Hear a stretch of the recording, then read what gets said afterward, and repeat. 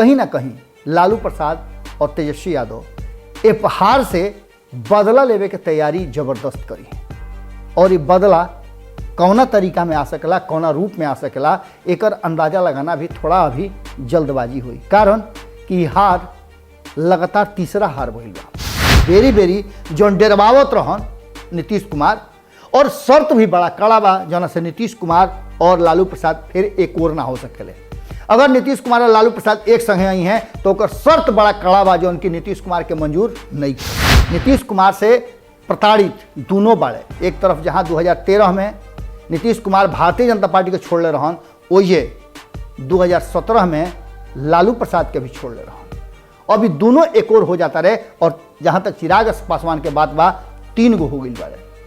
अभी तीनों मिल करके अगर एक मंच पर आ जास तो कहीं ना कहीं नीतीश कुमार के बिहार के सत्ता से बेदखल कई जा सकेला।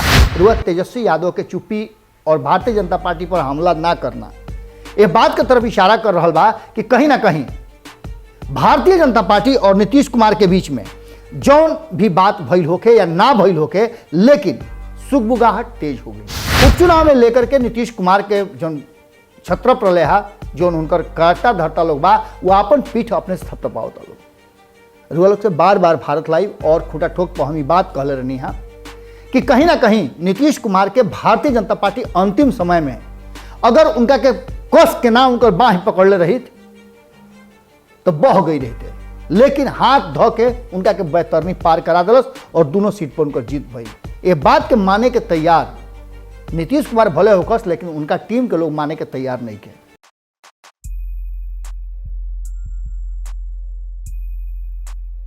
जिंदगी के कुछ असूल बा निभावत बानी, जिंदगी के कुछ असूल बा निभावत बानी। आपन जकरा के मननी ओकरा के कभी परखनी ना, आपन जकरा के मननी ओकरा के कभी परखनी ना। धोखा तो भइल कई बार, धोखा तो भइल कई बार, बाकिर सत्ता खातिर कभी समझौता कैनी ना। गोड़ लागत नहीं हेरा से अभिनंदन बरुआ के अपना कार्यक्रम जना के नाम हो खूटा ठोक के एक खाली फिर वो लोग के सामने हाजिर बनी और हाजिर बनी बिहार के राजनीति में आवे वाला कुछ जौन हवा लेके आइल बा पश्चिम से पूरब के तरफ, वो हवा से रुआ लोग के परिचय करावे खातिर, वो हवा में का बा बिहार के राजनीति खातिर और का लेके आ रहल बा कोशिश करतनी ओकरा के रुआ लोग के सामने स्थापित करे के। कारण कि जौन दिल्ली में चर्चा चल रहा बा, हालांकि बिहार के चर्चा के रुआ लोग बता देने कि समीक्षा के बाद कहीं ना कहीं नीतीश कुमार के टीम बड़ा उत्साहित बा और यह जीत से काफ़ी खुश भी लोग बा। लेकिन ये जीत कई गो चैलेंज लेके आयल बा नीतीश कुमार खातिर। एगो चैलेंज तो उनका के ही लेके आयल बा कि उनका आवे वाला चुनाव होखे या फिर जब भी होखे या उनकर गठबंधन होके ओकरा के एक और रखला के एक साथ संगठित रखे के उनका बड़ा चुनौती बा। साथ साथ जौन साथी दल बाड़े उ जितना उनका खातिर मेहनत कैले उनका के बदले में उ रिटर्न गिफ्ट का दी हैं, एकरा पर उनकर बहुत बड़ा दारो मदार बा। दोसर का तरफ चोटिल हो गई बड़े लालू प्रसाद। ये चुनाव में हार तेजस्वी यादव के सारा युक्ति और लालू प्रसाद के जितना गुण रहे उस सारा पर भारी पड़ल। ऐसे कहीं ना कहीं लालू प्रसाद और तेजस्वी यादव ए हार से बदला लेवे के तैयारी जबरदस्त करी और ये बदला कौना तरीका में आ सकेला, कौना रूप में आ सकेला, एकर अंदाजा लगाना भी थोड़ा अभी जल्दबाजी हुई। कारण कि हार लगातार तीसरा हार भइल बा। पहले 2019 में, फिर 2020 में और अब उपचुनाव में। सब कुछ पक्ष में होते हुए भी 2020 में तेजस्वी यादव सत्ता के करीब ना पहुंच पाले। आखिर सत्ता के करीब वो कैसे पहुंची हैं और एकरा खातिर का युक्ति लगावल जा रहा बा, नीतीश कुमार के एकरा में कौन ऐसा योजना बा जना से वो अपना के सत्ता पर बरकरार रखे के पूरा कोशिश कर सकेले या फिर सत्ता से बेदखल होके खातिर उनका लगे अब दोसर कोनो रास्ता नहीं के बेदखल भइला के सिवा। ये सारा चीज के लेकर के रुआ लोग के अक्सर ये जवाब आवेला कि का नीतीश कुमार के सत्ता 5 साल से पहले भस जाई। एक जवाब अब तक ले यह बा कि सरकार और सरकार के जो मैजिक आंकड़ा बा बहुमत खातिर, वो आंकड़ा में कहीं ना कहीं नीतीश कुमार दूसरा पर आश्रित बा। हालांकि बड़ा मजबूती के साथ जीतन राम मांझी और मुकेश सहनी नीतीश कुमार के साथे खड़ा बा, लेकिन भारतीय जनता पार्टी के यदि नीतीश कुमार के सिवाय कोई विकल्प मिला था तो विकल्प से तनिको पीछे ना हटी। यही चलते आज जो विषय बा और जो चर्चा भीतर खाना में चल रहा बा, जो बयान आ रहा बा, ओकरा आधार पर ही बात चर्चा के विषय बन गई बा कि भाजपा नीतीश के दिही गच्चा, भाजपा नीतीश के दिही गच्चा मुखालिफ संगे हो रहा बा चर्चा। नीतीश कुमार के जे मुखालिफ बा उ अपन रणनीति में परिवर्तन कर रहा बा, जना के लेकर के सुगबुगाहट हो रहा बा कि भारतीय जनता पार्टी नया गठबंधन और नया गठजोड़ के इंतजार कर रहा बा, ताक में बा कि के ओकरा संगे जुड़ी। ये पूरे चर्चा के हमनी के चली जा खुटा ठोक पे लेके चलतन जा और ओइजा यह विषय पर पूरा चर्चा हुई, जना में यह पूरा वृत्तांत में आखिर ऐसा स्थिति कैसे बनत रुए और का ऐसा योनि बनता, युक्ति बनता, जना में नीतीश कुमार और भारतीय जनता पार्टी के बीच में संबंध में विच्छेद होके के कारण होते हुए कुछ ऐसा बयान बा जना के लेकर के चर्चा वो सुन ले होकर, लेकिन ओकरा के गहराई में जाके देखब तो निश्चित रूप से भारतीय जनता पार्टी बैकफुट पर नजर आवत हुए। ज़्यादा सीट लेला के बावजूद भी जौन स्थिति 2015 में राष्ट्रीय जनता दल के भई रहे, यानी लालू प्रसाद और नीतीश कुमार के भई रहे, महागठबंधन के समय में नीतीश कुमार के साथ ज़्यादा सीट ला करके भी वो मात्र 2 साल से भी कम समय में सत्ता में बरकरार रहल और अब एक खाली फिर से नीतीश कुमार के सामने उहे स्थिति आ गई बा।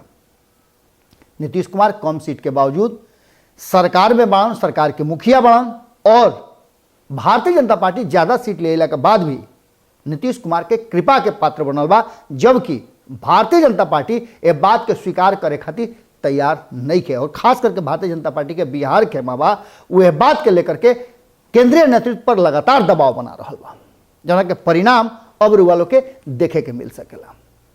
उपचुनाव में लेकर के नीतीश कुमार के जो छत्र प्रलेहा जो उनकर करता धरता लोग बा वो अपन पीठ अपने से थपथपावता लोग। रुआ लोग से बार बार भारत लाइव और खुटा ठोक पर हम ये बात कहले रहनी है कि कहीं ना कहीं नीतीश कुमार के भारतीय जनता पार्टी अंतिम समय में अगर उनका के कस के ना उनकर बाह पकड़ले रही तो बह गई रहते, लेकिन हाथ धो के उनका के बैतरनी पार करा दिलस और दोनों सीट पर उनकर जीत भइल। ये बात के माने के तैयार नीतीश कुमार भले होकस, लेकिन उनका टीम के लोग माने के तैयार नहीं के। वो लोग के अभी भी कहना बा कि कहीं ना कहीं वो लोग के व्यक्तिगत मेहनत के नतीजा है और नीतीश कुमार के विकास योजना जौन बा ओकरा पर जनता वोट कैले बाड़ी। लेकिन आंकड़ा जो बता रहा बा वो आंकड़ा के हिसाब से अब भारतीय जनता पार्टी खिसिया भी गई बा कि सब कुछ कहनी जा जेकरे मैया पुआ पकावे ओकरे बउआ छुच्छे, यानी कि कहे के तात्पर्य इतने बा कि भारतीय जनता पार्टी अब मुखर होके ही बात कहे लागल बा। इस बीच में कई गो ऐसा घटना भी घटल जना पर भारतीय जनता पार्टी के रिएक्शन जो आई ओकरा से साफ लागता कि नीतीश कुमार के वर्तमान जो स्थिति बा, चुनाव तो अलग बा, लेकिन नीतीश कुमार के जो शासन बा वो शासन में भारतीय जनता पार्टी अपना के असहाय महसूस करता, निरीह महसूस करता, वो कुछ करे के स्थिति में नहीं है। लगातार शराबबंदी के लेकर के रुआ याद हुई कि 2006 में माफ करब 2016 में जब नीतीश कुमार जी अलन महागठबंधन के शासन में तो वो यह बात का वादा करके आई रहन 2015 में, खास करके आधी आबादी महिला लोग से कि हम आगे आई सत्ता में बरकरार होखब तो शराबबंदी पर हम विचार करब। शराबबंदी के 2 खेप में लागू करी गई। पहलका खेप में कुछ पाबंदी के बाद शराब के दुकान खोले के तैयारी भई रहे, लेकिन धरना प्रदर्शन के बाद पूर्ण शराबबंदी बिहार में लागू भइल और यह शराबबंदी के बाद बिहार में स्थिति बड़ा भयावह हो गई बा। पैरेलल जौन बा उस शराब के काला कारोबार चल रहा बा, जना के लेकर के भारतीय जनता पार्टी शराबबंदी के विरोध कैले रहे, जबकि भारतीय जनता पार्टी के प्रधानमंत्री जो ने देश के बाद नरेंद्र मोदी जब गुजरात के मुख्यमंत्री रहन तब वो यह शराबबंदी लागू कैले रहन। लेकिन ओकरा बावजूद भी जब शराबबंदी लागू भइल तब भारतीय जनता पार्टी कई गो तर्क दे करके, कई गो कारण बता करके शराबबंदी के गलत बतैले रहे और यह बात के संभावना भी व्यक्त कैले रहे कि काला कारोबार शुरू हो जाए। लेकिन नीतीश कुमार यह बात के अपना के तय कर ले रहन कि हर हाल में वो शराबबंदी लागू करी हैं और कड़ा कानून के साथ लागू हैं, कानून कड़ा भी रहे जना के लेकर के लोग के परेशानी हो खिलाफ कानून में कुछ नरमी दिहल गई है। लेकिन अब वर्तमान स्थिति बा उस शराबबंदी के चलते सरकार के किरकिरी हो रहा बा और खास करके भारतीय जनता पार्टी एक के लेकर के पेशो पेश में पड़ल बा और नीतीश कुमार पर हमला कर रहा बा। संजय जायसवाल जो उनकी भारतीय जनता पार्टी के प्रदेश अध्यक्ष बन वो स्पष्ट तरीका से नीतीश कुमार के जम के आलोचना कैले है, उनका सरकार की आलोचना करता रहे, उनका पुलिस प्रशासन की आलोचना करता रहे और स्पष्ट तरीका से कहता रहे कि शराबबंदी सरासर नाकाम साबित हो रहा बा। जहरीली शराब आखिर आयल कैसे। लेकिन बात एजा से आगे बढ़ी रुआ, एक चर्चा तो रुआ भारत लाइव पर खुटा ठोक पर पंचनामा पर लगातार सुनता नहीं। लेकिन आज जो विषय लेकर हम रुआ के सामने आयल बने कि नीतीश कुमार के मुखालिफ अब भारतीय जनता पार्टी के यारी के करीब आ रहा बा, दोस्ती उनका से होके जा रहा बड़ुए और नीतीश कुमार खातिर कहीं ना कहीं एक बड़ा टेंशन के कारण हो रहा बा। एक पीछे रुआ जाई तो सीधे रुआ नजर आई रुआ तेजस्वी यादव के चुप्पी और भारतीय जनता पार्टी पर हमला ना करना यह बात की तरफ इशारा कर रहा बा कि कहीं ना कहीं भारतीय जनता पार्टी और नीतीश कुमार के बीच में जौन भी बात भइल होके या ना भइल होके, लेकिन सुगबुगाहट तेज हो गई बा। सम्राट चौधरी जब परिणाम चुनाव के आई तो स्पष्ट तरीका से कहले कि यदि भारतीय जनता पार्टी के मजबूत दावेदारी और मजबूत साथ ना भई रही, बांस बल्ला ना लगौले रही तो नीतीश कुमार खड़ा ना भई रहते और चुनाव हार गई रहते। लेकिन भारतीय जनता पार्टी हर हाल में ई वादा कैले रहे कि चुनाव जीते के बा और जितवा देलस। ये बात के स्वीकार करे खातिर जनता दल यूनाइटेड के लोग तैयार नहीं थे। सम्राट चौधरी बहुत सारा बात कैले और उनका कहना बा, और ये ना अगर एक तरह से देखी तो जेडीयू के हैसियत दिखा दिले, साफ तरीका पे कहले कि जौना तरीका से हालांकि एक बात लोग से बार बार बताओ नहीं हम कि तारापुर क्षेत्र में खास करके सम्राट चौधरी और उनका पिता शकुनी चौधरी के अच्छा वर्चस्व बा। चर्चा है बात के भी हो रहा बा कि आखिर उपेंद्र कुशवाहा शकुनी चौधरी से मुलाकात करे गई रहन, लंबा समय तक वो तारापुर में अपन वर्चस्व बना करके ओजा से जीतत आ रहा बा। कुशवाहा समाज के ओजा हमेशा सीट बरकरार रहा बा, चाहे मेवालाल चौधरी होकस या फिर उनकर पत्नी नीता चौधरी होकस। इस सब बात के लेकर के तारापुर में यह बात के मानल जा सकेला और भारतीय जनता पार्टी के दावा भी मजबूत हो रहा बा कि कहीं ना कहीं कांटा के टक्कर रहे जौना में सम्राट चौधरी और शकुनी चौधरी के प्रभाव नजर आई और एक संगे संगे सुमित कुमार के भी नजर आई। इस सब बात के लेकर के कहे के मतलब उनका यह बा कि भारतीय जनता पार्टी अगर पीछे से ना बैकअप कैले रही तो नीतीश कुमार के जीतल मुश्किल रहा। उनकर हैसियत दिखावे के कोशिश कल गई बा और ये बात भारतीय जनता पार्टी के जो लगातार ये कहल जा रहा बा कि हमनी के जितौनी जा ये नीतीश कुमार के टीम के बर्दाश्त नहीं है। सम्राट चौधरी जो ये बात कहले कि जीत तभी संभव हो सकल जब हमनी के पूरी तरह से नीतीश कुमार जान जास और उनका टीम जान जाओ कि हमनी के अगर बैकअप ना करती जा तो कोनो तरीका से वो जीत ना पैते और ये जीत में हमनी के योगदान ज़्यादा बा। 43 सीट वाला के मुख्यमंत्री बना देनी जा ये कम बात थोड़े बा। एक चर्चा रुआ से आगे हमको जरूर करब, लेकिन एक पहले रुआ बता देनी कि सम्राट चौधरी के ये बयान के बाद जदयू चुप नहीं खे। जदयू के प्रवक्ता बाड़ी सुहेली मेहता जो उनकी बड़ा मुखर होकर के अपन बात रखेली और खास करके सम्राट चौधरी पर तो उनकर ऐसे भी तंज होला। सम्राट चौधरी के लेकर के उनका सीधे तौर पे कहना बा कि बिल्ली के दूध के अगोरिया रखे के दिहल गई रहे।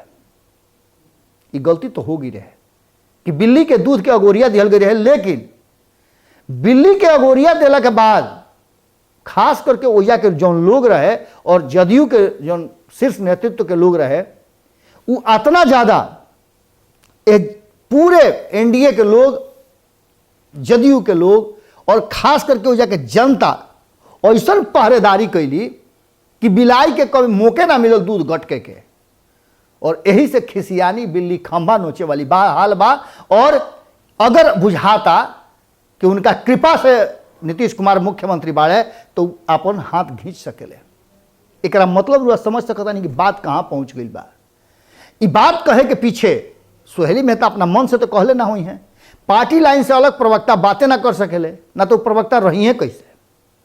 और जब सोहेली मेहता ये बात कहता रही तो निश्चित रूप से भारतीय जनता पार्टी के जौन भितरिया मुखालिफ संग है, जौन उनकर बात बा, मुखालिफ संगे रहे वाला, मुखालिफ संगे बतियावे वाला, मुखालिफ संगे नीति बनावे वाला, रणनीति बनावे वाला, यारी गांठे वाला, ओकरा से कहीं ना कहीं जनता दल यूनाइटेड के लोग भीतरे भीतर खिसियाइल बा। हालांकि एगो चर्चा रुआ लोग से बार बार हम कैले रही खुट्टा ठोक में कि कहीं ना कहीं नीतीश कुमार भी एक अलग गठबंधन के तरफ देख रहा बा। ऐसा नहीं है कि खाली भारतीय जनता पार्टी ये बात के सोच रहा बड़ुए, नीतीश कुमार भी अपन राह मजबूत कर रहा बा। एक तरफ जहाँ वो लालू प्रसाद वाला वर्जना टूट गई, कारण कि लालू प्रसाद के जो डर रहे वो अबकी के उपचुनाव में खत्म हो गई। अब यह बात के लेकर के बेरी बेरी जो डेरवावत रहन नीतीश कुमार, और शर्त भी बड़ा कड़ा बा जना से नीतीश कुमार और लालू प्रसाद फिर एक और ना हो सकेले। अगर नीतीश कुमार और लालू प्रसाद एक संगे आई हैं तो ओकर शर्त बड़ा कड़ा बा जो उनकी नीतीश कुमार के मंजूर नहीं है, यानी कि सीधा तौर पे उनका मुख्यमंत्री के कुर्सी छोड़े के पड़ी और तेजस्वी यादव को मुख्यमंत्री बनावे के पड़ी, और एजे आके पेच फंस जाता, एजे अझुरहट हो जाता है। और ये अझुरहट से नीतीश कुमार कबो जब तक ले उनका लगे कोनो विशेष रास्ता नहीं के बनत तब तक ले वो मुख्यमंत्री कुर्सी छोड़े खातिर तैयार नहीं खन। वो तो सही कह दिल रहन कि भाजपा हम ना चाहत रही मुख्यमंत्री बनत, बाकी तो भाजपा के लोग बना दिहल।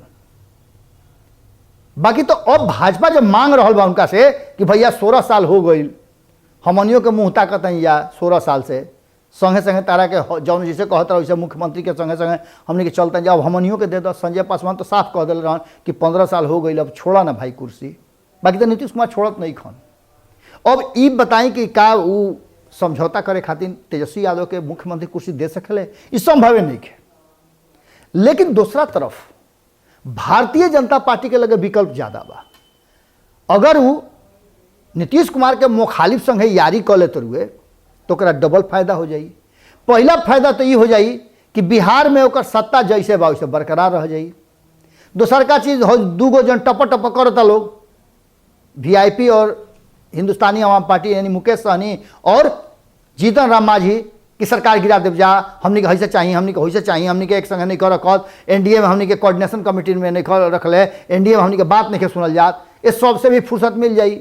कारण कि दोनों के मिला करके 74-75 सीट जगह पर हो जाता।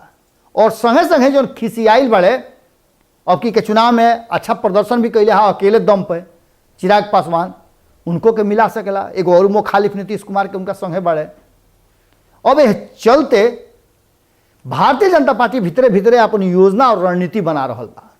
यह रणनीति में अगर भारतीय जनता पार्टी और आरजेडी के बात हो गई, जो उनके भीतर खाना में चल रहा बा कि कहीं ना कहीं, और यह बात के चर्चा कहीं ना कहीं कांग्रेस भी कैले रहे कि तेजस्वी यादव के सॉफ्ट कॉर्नर अब भारतीय जनता पार्टी की तरफ हो गई बा। दूसर का तरफ ये भी बात कहल जा रहा बा कि चाहे वो तेजस्वी यादव के मार्फत से बात करे खातिर अलग अलग लोग होखे, या फिर भारतीय जनता पार्टी नित्यानंद राय होखस या अन्य लोग भूपेंद्र यादव होखस, इनका माध्यम से जो बातचीत कर रहा बा, कहल तो इहो जा रहा बा कि एकरा में बड़ी भारी योगदान बढ़ुए जो बाबा रामदेव के भी बा, वो भीतरे भीतरे बतिया रहा बड़न। तो का तेजस्वी यादव के साथ माने नीतीश कुमार के मुखालिफ के साथे भारतीय जनता पार्टी जो गुटरगू कर रहा बा, अगर ये मामला तय हो जाता तो निश्चित रूप से बड़का गच्चा नीतीश कुमार के पड़ जाई। लेकिन नीतीश कुमार भी कमजोर खिलाड़ी ना हवे। नीतीश कुमार हर हाल में अब तैयारी कर रहा बा, कांग्रेस अपना के मजबूत कर रहा बा, और कांग्रेस कई राज्य में भारतीय जनता पार्टी के मात दिले बा। यह बात के लेकर के नीतीश कुमार भी आसान्वित बना कि अगर जरूरत महसूस भइल, अगर उनका के भारतीय जनता पार्टी गच्चा दिलस तो वो अब बड़का लड़ाई खातिर तैयारी करी है। यानी कि G23 के जो तैयारी चल रहा बा, जौन की पिछला 2-3 गो मीटिंग भइल, वो मीटिंग से सबके अलग करके कांग्रेस CWC आपस में बैठक कैलस, यानी कांग्रेस वर्किंग कमेटी के जो बैठक भइल ओकरा के अब तक ले सार्वजनिक नहीं कैल गई। सोनिया गांधी अलग अलग राजनीतिक दल के, क्षेत्रीय दल के चिट्ठी लिख के यह बात खातिर इशारा कैले रही कि भारतीय जनता पार्टी के विरुद्ध एक बड़ा गठबंधन, मजबूत गठबंधन बनावल जाओ, जौन की सब केहू एक दूसरा के मान सम्मान के ख्याल करते हुए वो लोग के इज्जत प्रतिष्ठा के ख्याल रखते हुए एक संगे आ जाओ। कारण कि भारतीय जनता पार्टी के हरावे खातिर एकजुट होकर के पड़ी। प्रशांत किशोर भी यह बात कहले रहा कि भारतीय जनता पार्टी के हरावले से ना खाली काम चली, हरावला के बाद 5 साल तक ले नीमन सरकार चलावे के पड़ी और भारतीय जनता पार्टी के नीति रणनीति के गलत साबित करे खातिर ओकरा से बढ़िया नीति ले आवे के पड़ी। इतना आसान नहीं है कि नरेंद्र मोदी के जौन 7 साल के शासन बा ओकरा के रुआ पिछोती कर दे। कारण कि अपना के इतना भारतीय जनता पार्टी मजबूत और जमीन अपन खूंटा गाड़ दिले बा जगह जगह मजबूती से कि ओकरा के कबारल बड़ा आसान नहीं है। एकरा मतलब बा कि एकजुट होके खातिर विपक्ष के त्याग लंबा समय तक करे के पड़ी। और एकरा में कहीं ना कहीं अगर देखल जाओ तो नीतीश कुमार अगर ये जो नया गठबंधन हो जाता, नीतीश के मुखालिफ संगे भारतीय जनता पार्टी अपन गठबंधन बना लेता, तो नीतीश कुमार कहीं ना कहीं ये पूरे खेमा से अलग होकर के नया गठबंधन के हिस्सा हो सकेले। बिहार के राजनीति में अब एक नया मोड़ के तरफ आगे राह निकल रहा बा। अब राय में के केकरा के मात दी ई सबसे महत्वपूर्ण बा। लेकिन इतना तय बा कि अब लंबा समय तक भारतीय जनता पार्टी नीतीश कुमार के सहे के तैयार नहीं है। सबसे ज़्यादा यह बात के लेकर के केंद्रीय नेतृत्व पर दबाव बनावल जा रहा बा। रुआ देख लो मुखलेश तिवारी जौन बाण वो हार तो गईबे कैले और उनकर कहना रहे कि जदयू के कारण वो हरले, अगर जदयू मंजीत सिंह के ना खड़ा कैले रही तो उनकर जीत पक्का रहे। यानी घात तो जदयू भी कैले बा भारतीय जनता पार्टी के संगे। लेकिन अब स्थिति बा कि भारतीय जनता पार्टी के जो नेतृत्व बा बिहार में वो मजबूती के साथ केंद्रीय नेतृत्व के दबाव बना रहा बा कि नीतीश कुमार से बेहतर विकल्प अगर मिल जाए तो विकल्प के तरफ सोचे में जरा भी देर ना करे के चाहिए। कारण कि नीतीश कुमार कबो गच्चा दे सकेले, ओकरा से पहले नीतीश कुमार के एक और कर दिया। अगर यह रणनीति पर भारतीय जनता पार्टी केंद्रीय नेतृत्व बात कर समझ गई तो रुआ मान के चली कि बहुत जल्दी बिहार में रुआ नया, कारण कि दुखिया के दुखिया दोस्त होले। नीतीश कुमार से प्रताड़ित दोनों बाड़े। एक तरफ जहां 2013 में नीतीश कुमार भारतीय जनता पार्टी के छोड़ले रहन, ओये 2017 में लालू प्रसाद के भी छोड़ले रहन। अभी दोनों एक और हो जाता रहे और जहां तक चिराग पासवान के बात बा 3 गो हो गई बाड़े। अभी तीनों मिल करके अगर एक मंच पर आ जास तो कहीं ना कहीं नीतीश कुमार के बिहार के सत्ता से बेदखल कल जा सकेला और एक दूरगामी परिणाम भले जे होके, लेकिन वर्तमान में तो नीतीश कुमार के सत्ता से बेदखल कल जा सकेला और नीतीश कुमार के विकल्प विहीन कर दिए जरा से कि बिहार के सत्ता पर ना आ सको। भारतीय जनता पार्टी भी इंतजार कर रहा बा कि ओकरा अधिक से अधिक अपना मन मर्जी के करे के मौका मिलो। आज के खुटा ठोक में यही विराम देता नहीं। कल फिर रुआ लोग से भेंट हुई नया विषय के साथ और बिहार के राजनीति में नया चर्चा के साथ। तब तक रुआ लोग से निहोरा बा कि आपन विचार कमेंट बॉक्स में जरूर लिखब सब है। संगे संगे एगो और बात बा, छठ शुरू हो गई बा और छठ के तैयारी अलग अलग जगह हो रहा बा। पटना में भी विभिन्न जगह से तैयारी चल रहा बड़ुए। सरकारी व्यवस्था बड़ी दुरुस्त हो रहा बा। खुद मुख्यमंत्री अपने से घूम घूम के देखता रहे। स्वयंसेवी संगठन लोग बहुत मजबूती से काम करेला छठ में। पटना में सुरक्षित होकर के छठ मनाई सब है और पूरी तरह से अगर रुआ बुझात होके तो रुआ अपन विचार दे सकिले। अगर छठ के विषय में रुआ कुछ बतावल चाहतानी, कहल चाहतानी या कुछ जानकारी दिहल चाहतानी, रुआ कुछ गाना बनौले बानी, गीत बनौले बानी या छठ के बारे में कुछ विशेष रुआ लगे बा कलेक्शन, तो रुआ खूंटा ठोक पर कमेंट बॉक्स में लिख सकिले। अपन नंबर दी, हमार टीम रुआ से बात करी और रुआ के मंच पर हमनी के ले आकर के बड़ा खुश महसूस करब जा। गोड़ लागत है।